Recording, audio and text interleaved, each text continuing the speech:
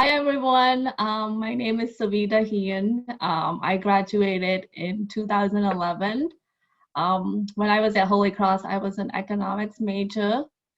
And then after that, I worked for a few years and then I went to grad school. And then after that, I worked for a few more years. I purchased my first home in 2018. I actually have a slide that I can share too to give a little bit of a background. Um, so this session is gonna be more conversational.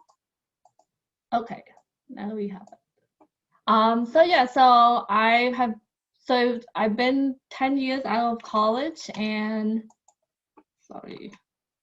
I purchased my first home in 2018. I'm currently also want to back up a little bit. I'm currently working as an accounting manager at the Siegfried Group. That's where I've been for the past 3 years. And since Holy Cross, I've learned a lot about just the whole, dealing with personal finances and also saving up for homes. Yeah. So I guess like when looking to purchase a home, first thing you should ask yourself is like, why do you want to own a home? Because a lot nowadays people like to have mobility, they want to travel, they want to be able to live in different places. So home ownership might not be for everyone.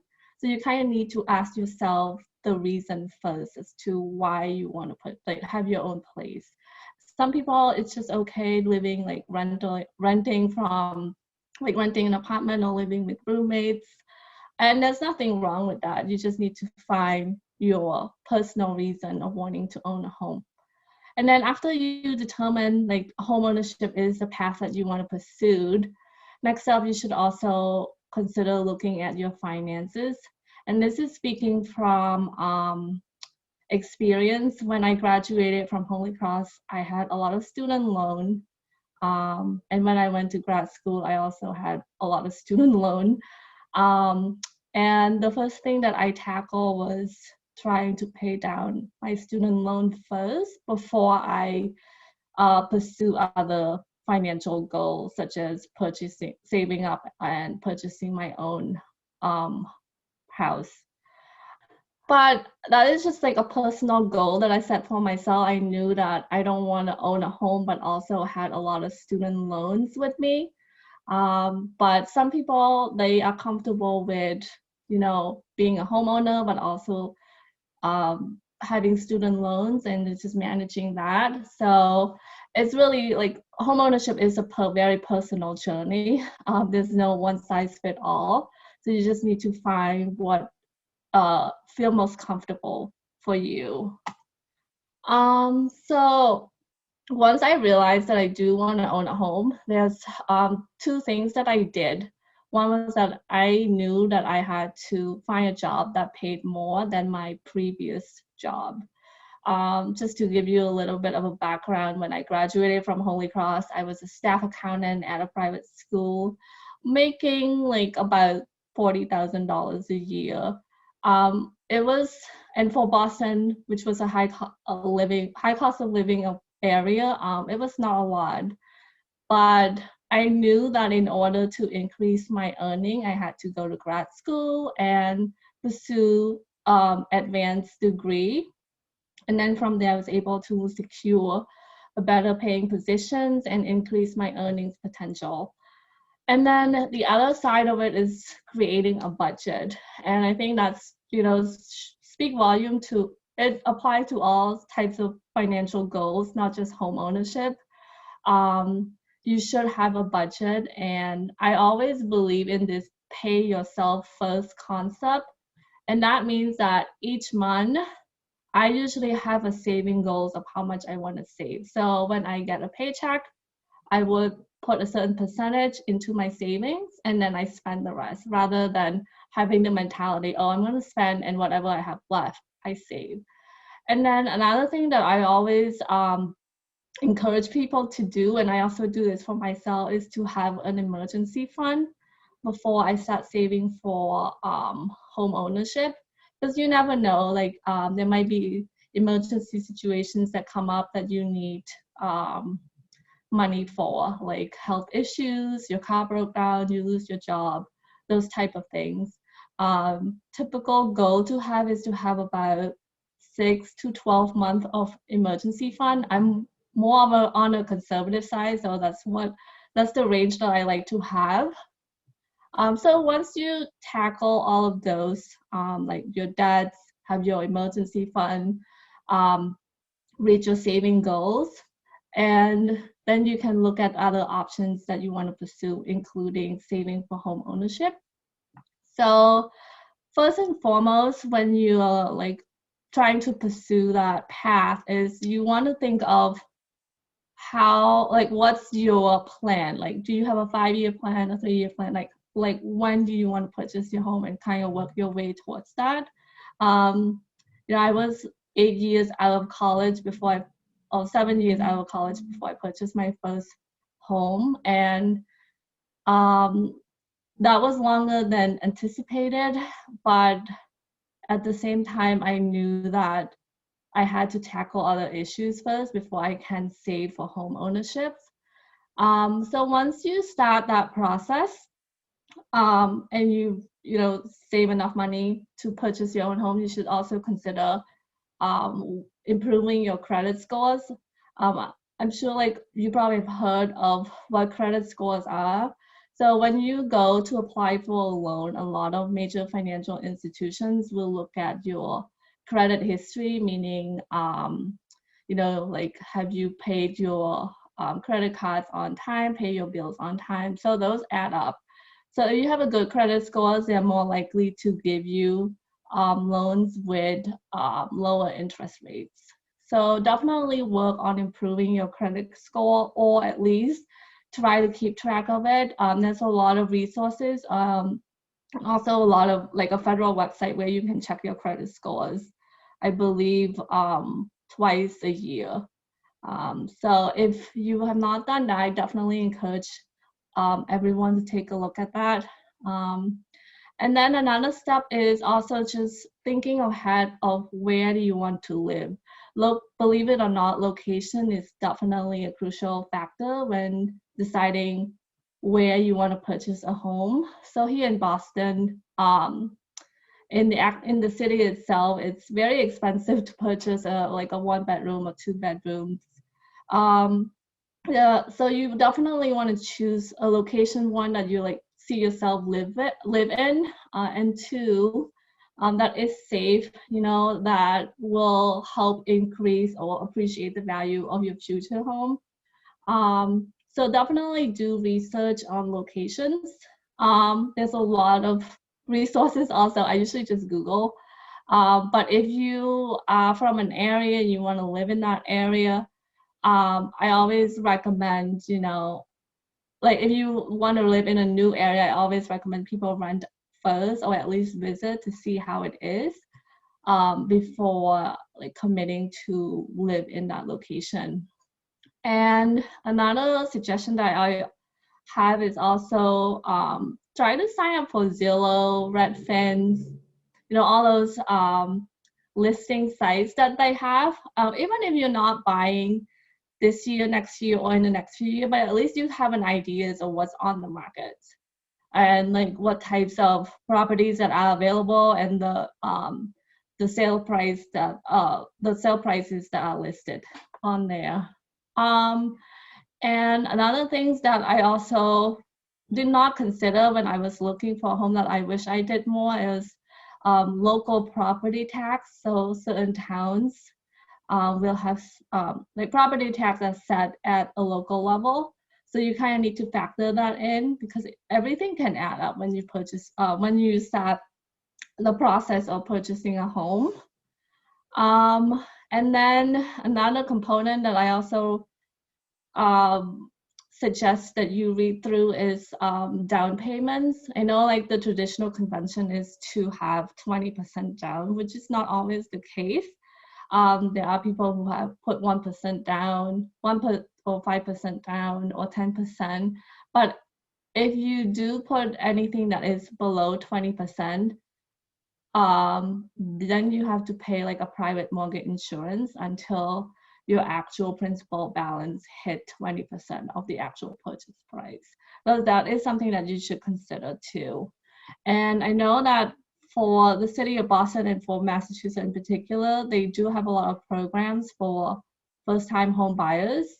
And that is something that you can take advantage of. One of them being, you know, like income restricted properties. So if you make certain, like there are properties within the cities that are only for potential for buyers who made like below a certain income limit. And I believe last time I checked, like the income limit was like $79,000 or something like that, which is pretty high. But you know, since Boston is considered a high cost living city, that was the limit that they set. So definitely try to take advantage of all these programs and do your research. So once you're ready to commit and purchase a home, whenever that is, definitely try to find a good real estate agent that can work with you, that can walk you through it. Sometimes you will find agents, like do a lot of interviews. If you know people who have gone through the process of buying their houses, like ask them to refer their agents to you. You definitely want an agent that you can trust, that can show you, that know the area that you want to buy very well, and also know the market very well, know the conditions of the house very well. Because as a first-time home buyer, you're just going through so many things, you might not know like all the ins and outs of everything. So having an expert to guide you is very crucial. And then the other component is finding a lender that is who's also willing to help you and coach you through. A lender that will not take advantage of you. That is something that you should also consider. So yeah, when you're ready to purchase a home, you'll need to work with a lender and a real estate agent, and it's crucial to find the right fit. Two questions here. Yeah. The first question is, first of all, great information thus far. The first question is how to find a good agent. That's the first question. And then the second question is, do you need an agent to buy a home? Yeah, that's a really great question. So for how to find a good agent, I was referred to by a friend. So I use that agent. But if you don't know anyone who can refer you to an agent, and you don't necessarily have to go to an agent that your friends use, just go to open house. I'm sure like you've seen those open house signs all the time. So just go in, and usually there's an agent out there that greets you, and see how you connect with them. You know, if they seem knowledgeable about the properties, they like very engaging. Those are the types of agents that you want, because you know that they're very committed to the seller who they're representing, and they also seems very knowledgeable about the house.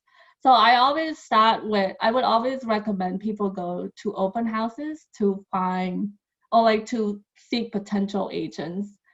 And another thing is just the internet. You Google all these like major brokerage companies that have a variety of agents. So you can go that route too. But again, personal connection is always key. So if you don't have an agent that your friend can refer to, definitely start with open houses. And then the second part, do you need an agent? So you technically don't need an agent to purchase a house. But it is recommended that you do get an agent, just because there's a lot more there's a lot more nuances and like local laws and regulations that you like. There's just a lot.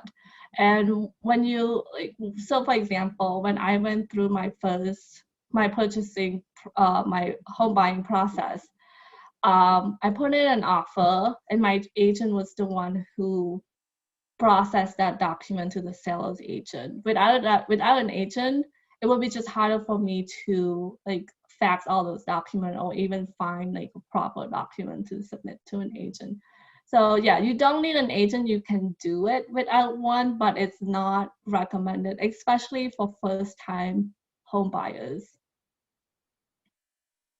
That's from my experience. I've always definitely do your own due diligence. Maybe the internet say otherwise. So, but from what I know, I don't think you necessarily need an agent, but you should definitely have one. Okay. Any other questions? No, those were the two questions thus far. Great. Yeah, so I actually like that's all I have. I just wanted to structure this presentations more like conversational because I know we have a diverse group of people.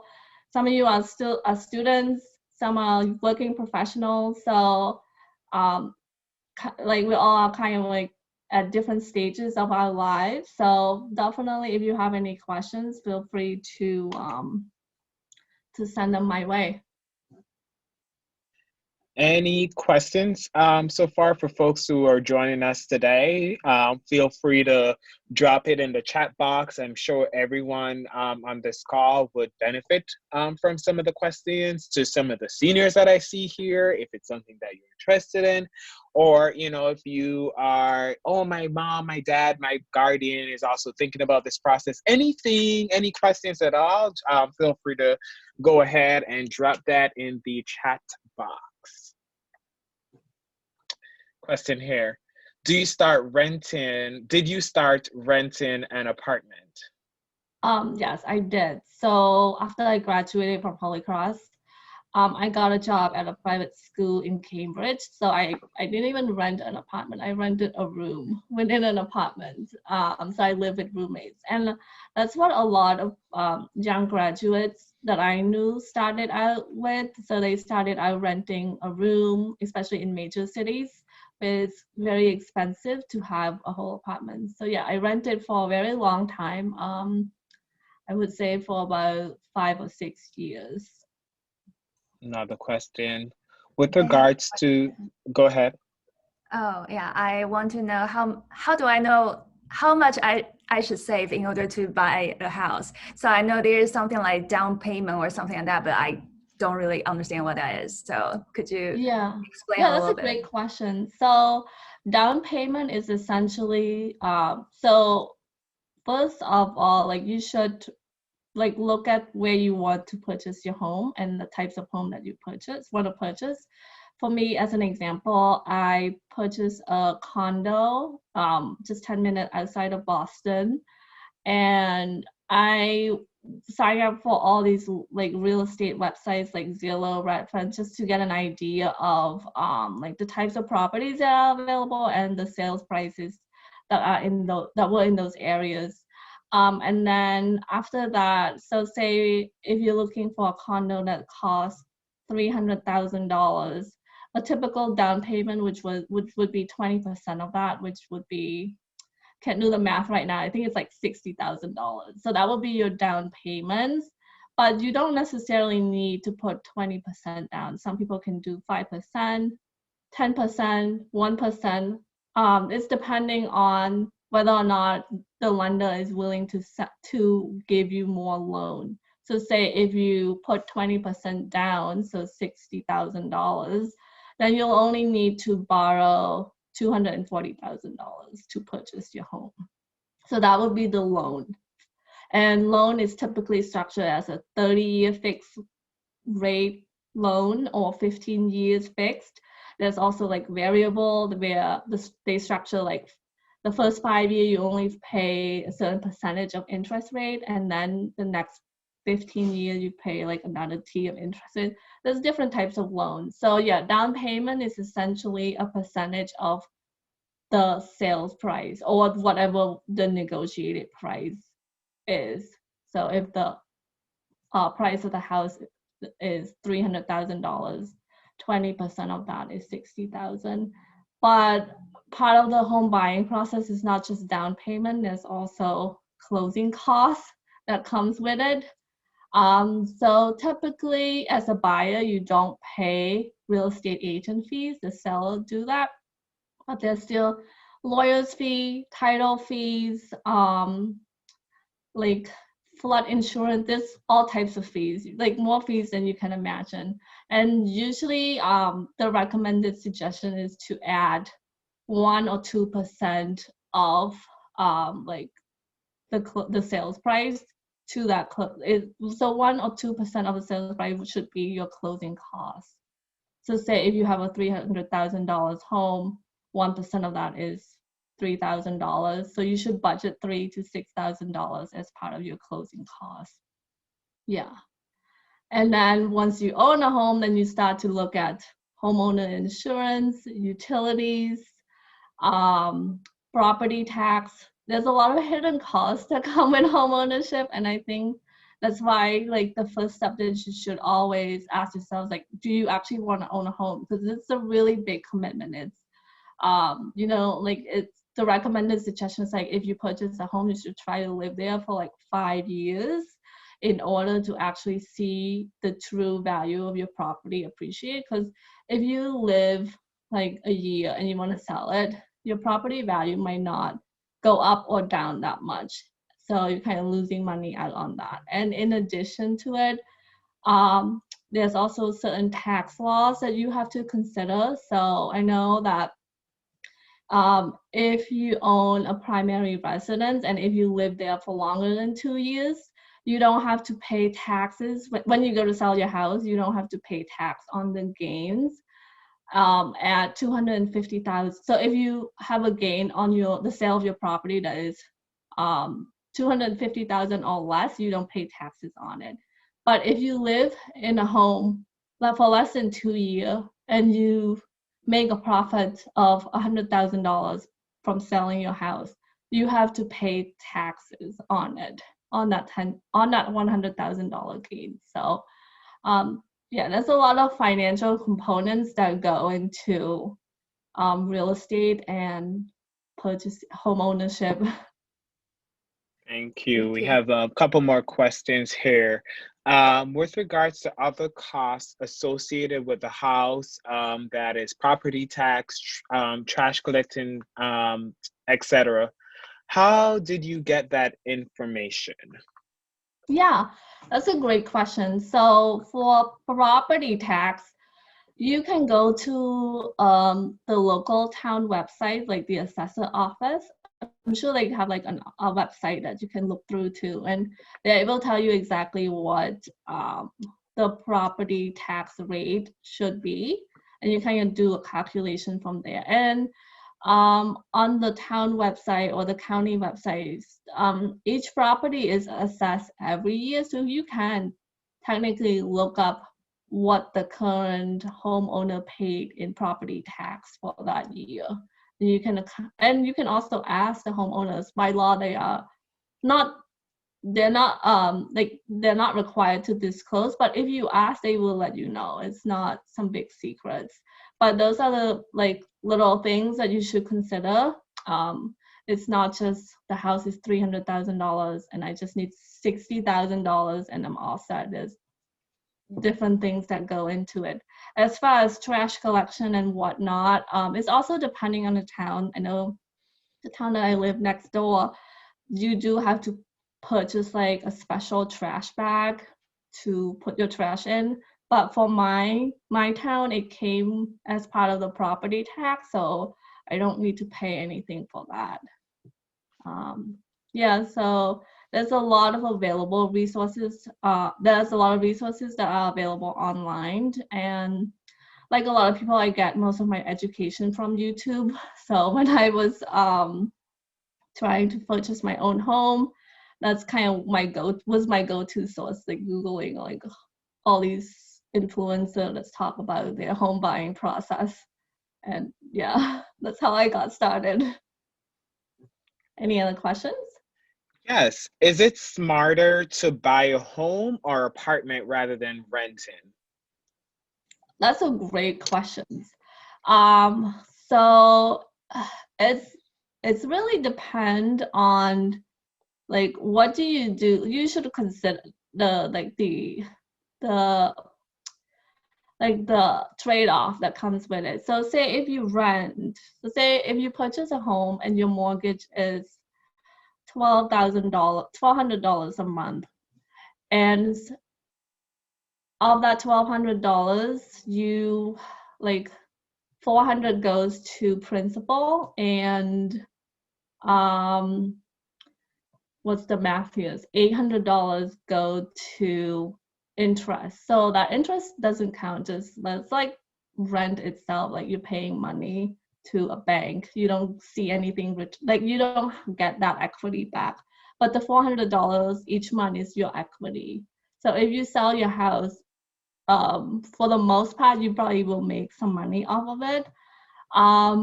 But if you rent, there's like a lot of things that you don't have to worry about. Like you don't have to worry about property tax. You don't have to worry about maintenance. So those are like monies that you can save. In addition to that, maybe your rent is lower than a typical mortgage, so you can might save a little bit of money off of it. Some people don't see real estate as a good investment because it doesn't appreciate as quickly as investing in the stock markets. So it's really depend on like how comfortable are you, like home ownership has different meanings to different people. Some people like want to feel accomplished, want to have like a tangible asset. Some people don't really care about that. So yeah, it's really hard to say. But you always want to weigh your pros and cons.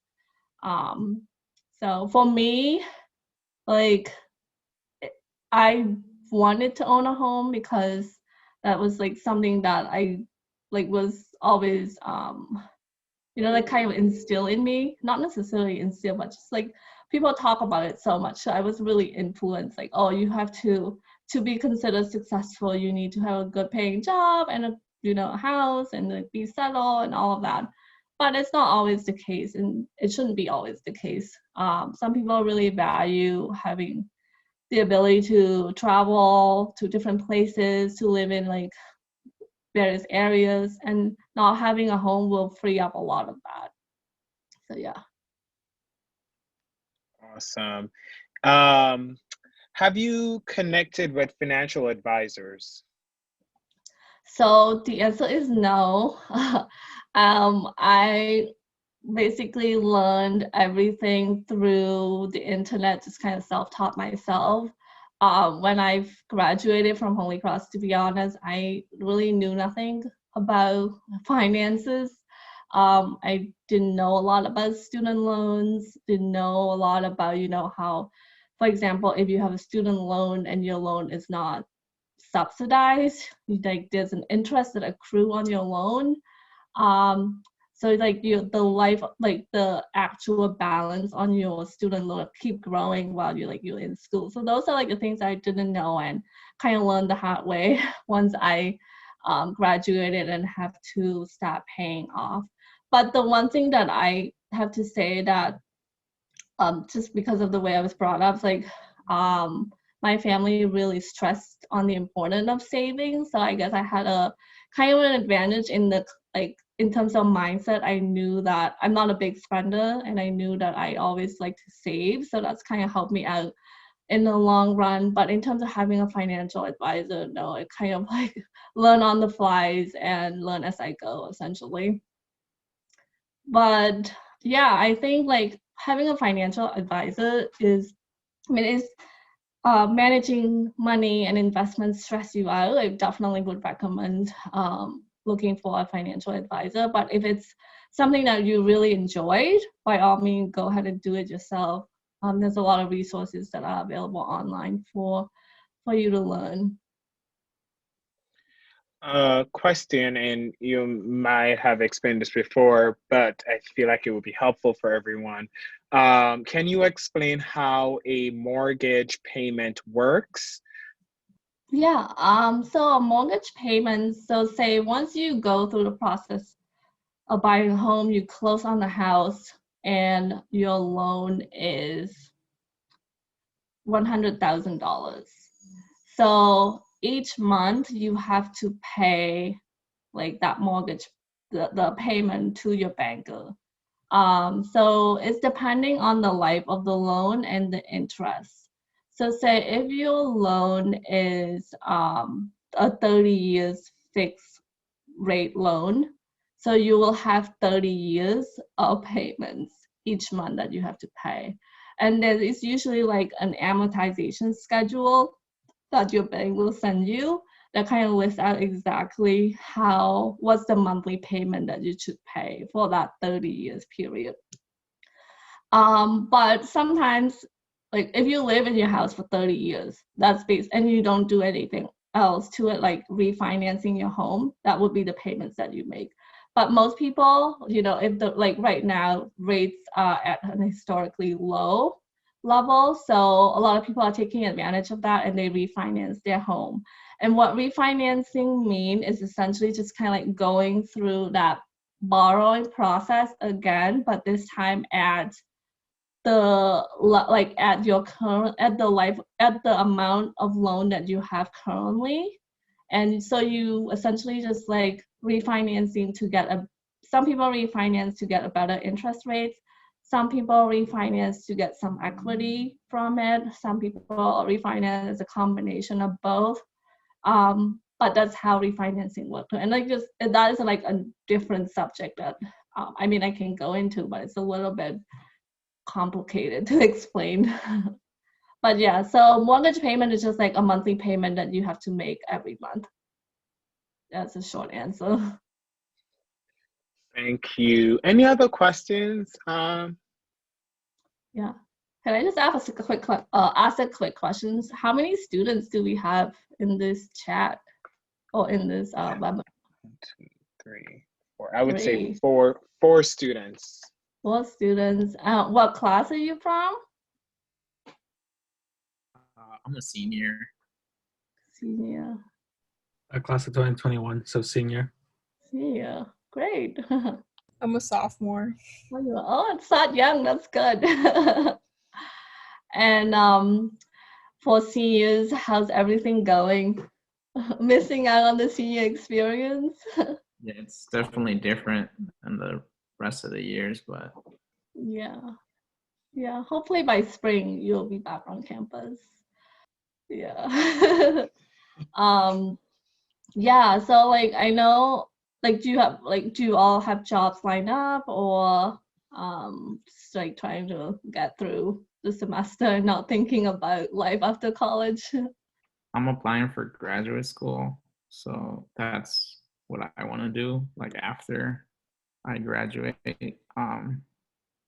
So yeah, I'm like thinking about that right now, but Yeah, I'm also thinking of applying to grad school or taking a gap year to get clinical hours or patient care experience.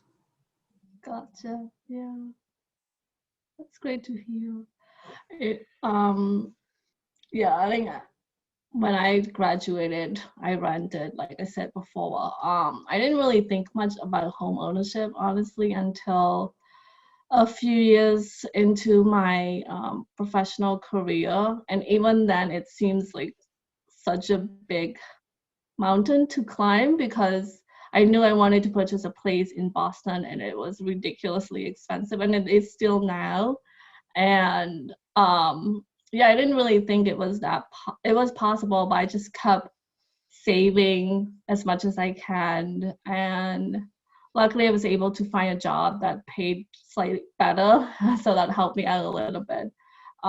But it's a goal and you always want to try to work towards it, and as long as you have a good mindset, you have a budget, it is manageable and definitely achievable.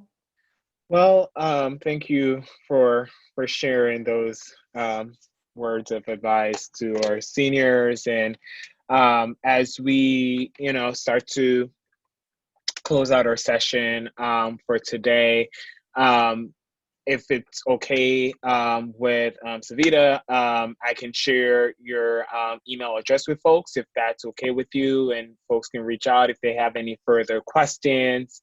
And I hope y'all learned a lot from the session today.